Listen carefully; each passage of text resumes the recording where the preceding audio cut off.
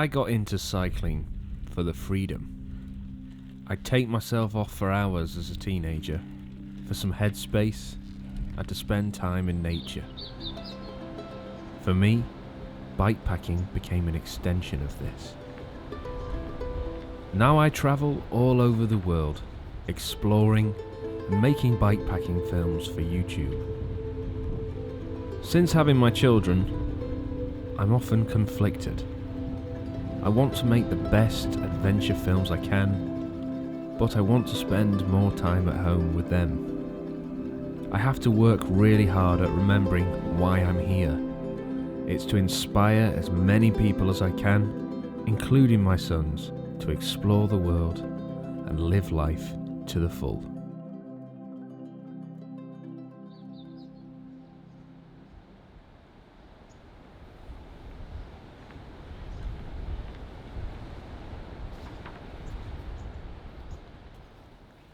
I flew to Norte, the main port town of Faial, packed up my bike and built it up under the watchful eye of the Tartaruga.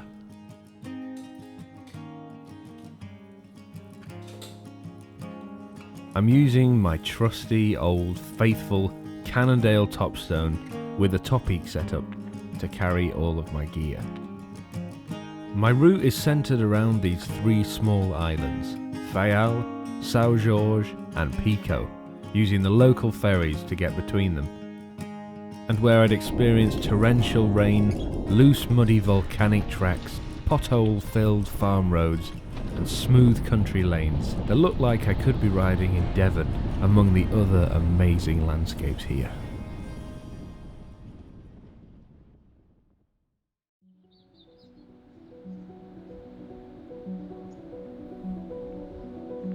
The plan for day one was simple. Do a lap of the island, taking in as many amazing places as possible.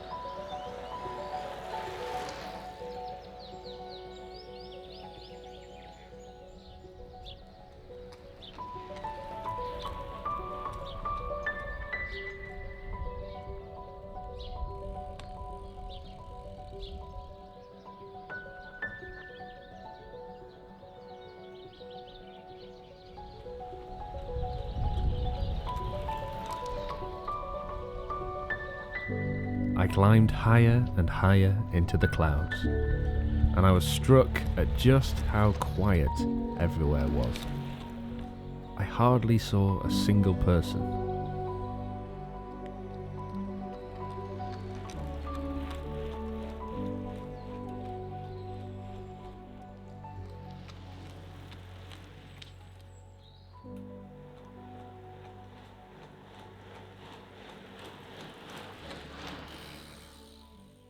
Right, I've made it up to one of the highest points on the island, and this is the caldera. This is an amazing crater which looks absolutely stunning, and this is my view today. Pretty poor. Literally can't see anything. The clouds moved for a second or two and I managed to fly the drone, but really not great, which is disappointing. But I'm going to stay up here and have a bit of lunch, see if the clouds clear, and then I'm going to ride down to the other side of the island. It started getting busier with hikers desperate to visit the sacred shoe wiping zone, probably. So I made my way back through the tunnel and zoomed down the mountain until I found myself in the Peak District. Until I wasn't.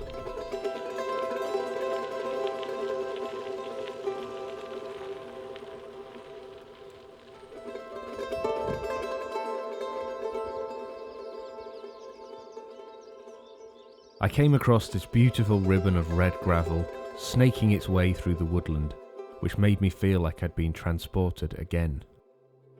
Just walking back with my camera, and it feels like I'm in a different country.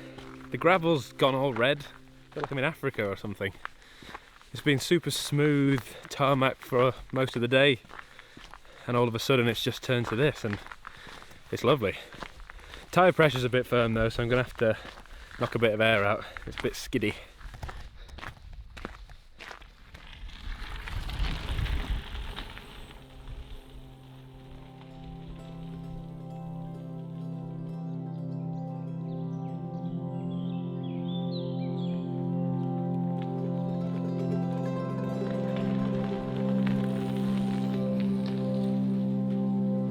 This beautiful farmland felt very British, despite the fact I was completely in peaceful solitude.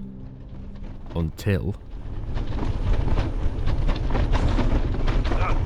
For mile after mile, the smooth road turned into pothole alley. Bone-shaking riding and slow speeds really started to wear me down. Until mercifully, I rejoined the roads.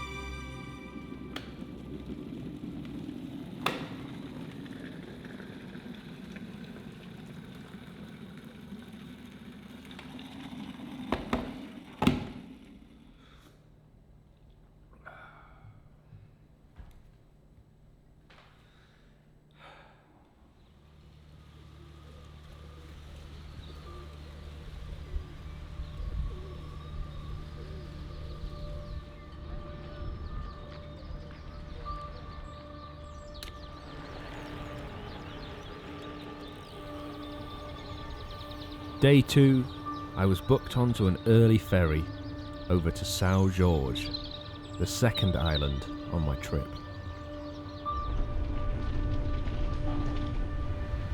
I left the port excited, as I was going to be riding over the mountain ridge there to a free campsite by the northern coastline.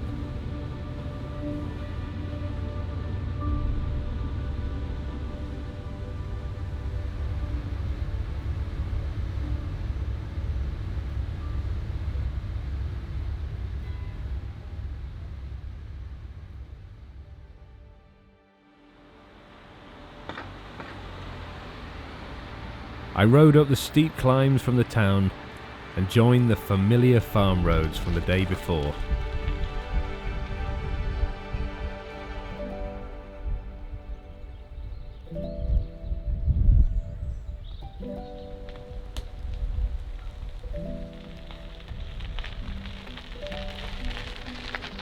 I'd made it just a handful of miles when the weather started to take a turn.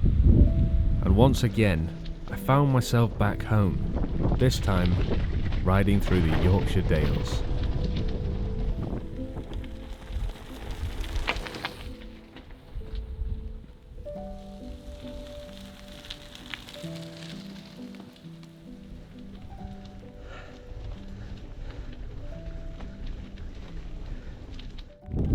I made it to the northwesterly point of Sao Jorge, and the plan was to fly the drone around here. I've made it to the lighthouse of Rosé, but the wind is terrible and the rain's getting pretty bad as well, so there's absolutely no chance I'm risking flying my drone here. I'm not having a repeat performance of Rosé, so I've got to where I needed to go. I'm just going to turn around now and rejoin the road. The rain and wind got worse, and I battled through the gusts. All the while, fog was settling, and visibility went from bad to dangerous.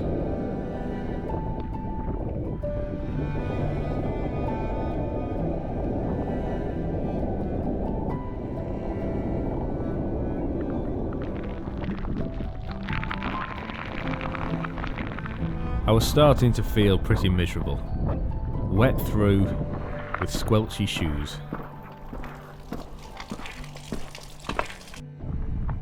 Things have got a lot worse. The weather is atrocious. It's been absolutely chucking it down. I'm completely soaked and it's not showing any signs of slowing down.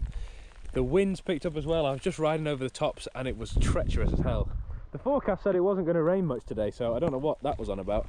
The plan is to carry on up the mountain and then head down the other side to a campsite. I am a bit worried about the wind though, so we'll just crack on and see how far I can go. It turned out not very.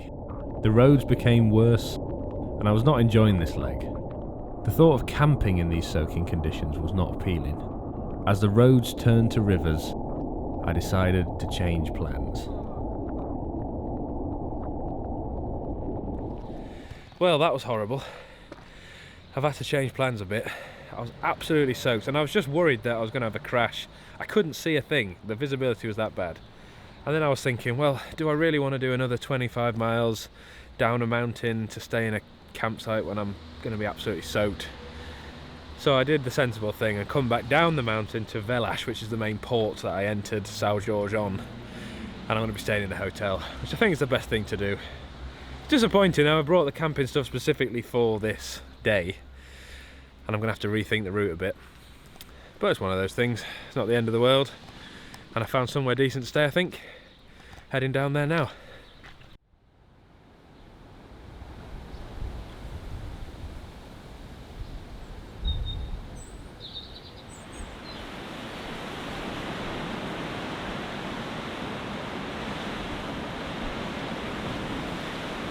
Good morning. Bit of a change of plans today. The plan originally was to ride back from the campsite to this very town and catch the ferry over to Pico Island, which is the last island on my trip. But seeing as I'm already here, there isn't obviously a route to do. So I'm thinking instead I might just do a loop of the eastern side of the island. I've got all day, the ferry's not until 7 PM. So thought I'd make the most of it. Have a pretty chilled morning. The weather looks a bit better today. It's not raining, that's the main thing. But the clouds do look a bit ominous and it's pretty windy. So fingers crossed. I'm just going to have a chilled day, come back and catch the ferry over to Pico.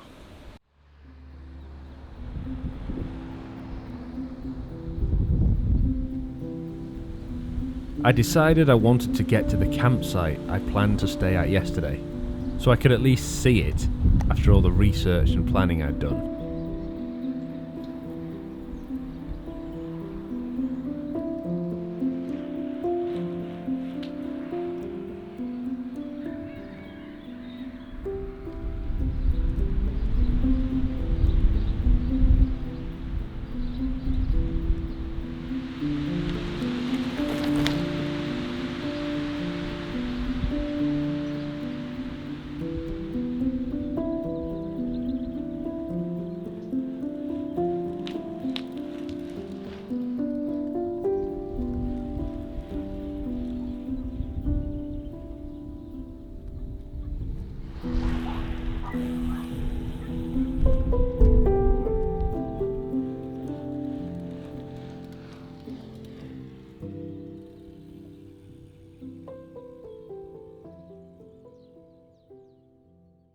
Right, so I've made it to Faia do Norte, and right down there, where you can see the natural swimming pools, is where I was supposed to be camping yesterday. And I'm glad I made the decision because this is a very sketchy descent and doing this in the wet with heavy winds would not have been enjoyable. But it is absolutely magnificent, look.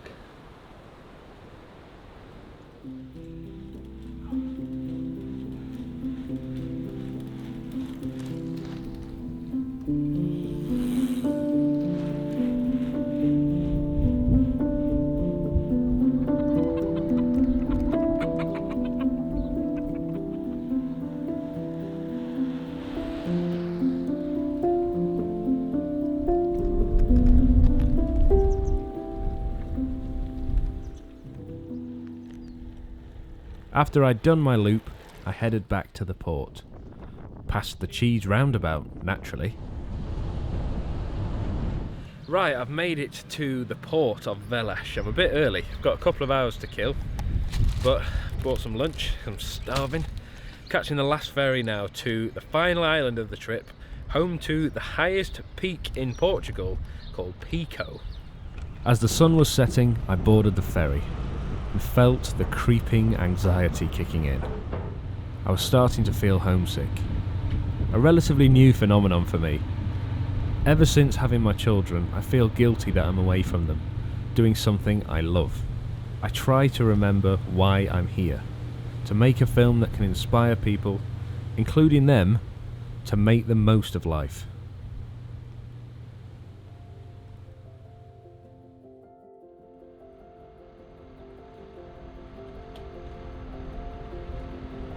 Day 4, the final island, Pico.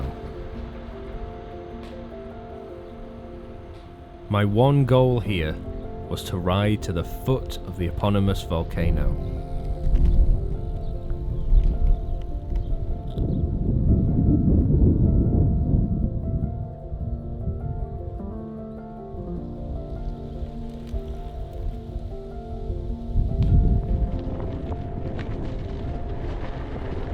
Miles of climbing through Yorkshire-feeling farm roads, I started to get my first glimpse of Pico.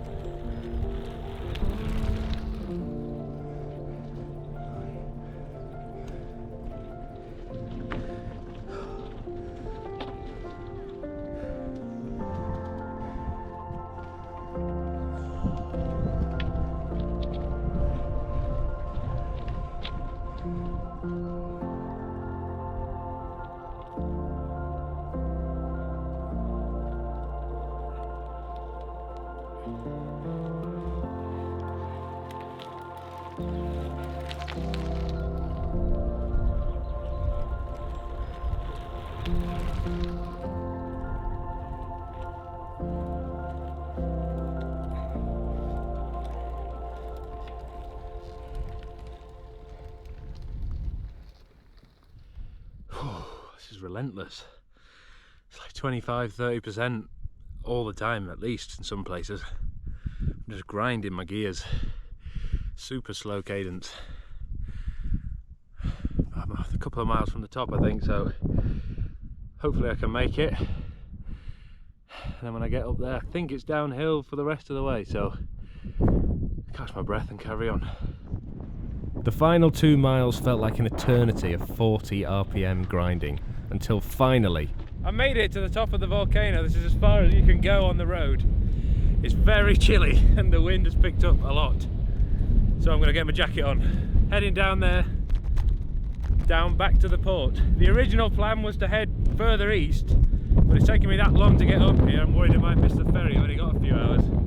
I don't want to cut it too fine because then I'll miss my flight as well. That was hard work. I took some time to admire the magnificent volcanic scenery and the craters and started the long descent down to Madalena.